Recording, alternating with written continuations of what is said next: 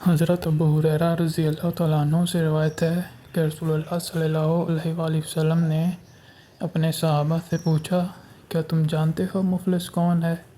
صحابہ نے عرض کیا، ہمارے نزدیک مفلس وہ ہے جس کے پاس کوئی درہم یا پیسہ نہ ہو۔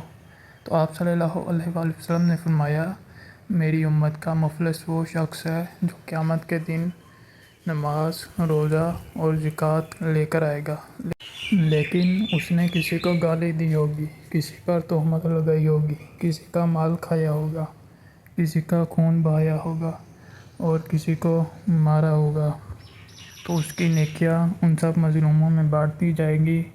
اگر اس کی نیکیاں ختم ہو گئی اور لوگوں کے حقوق باقی ہوئے تو ان مظلوموں کے گناہ اس شخص کے کھاتے میں ڈال دیے جائیں گے اور پھر اسے جاننا میں پھینک دیا جائے گا۔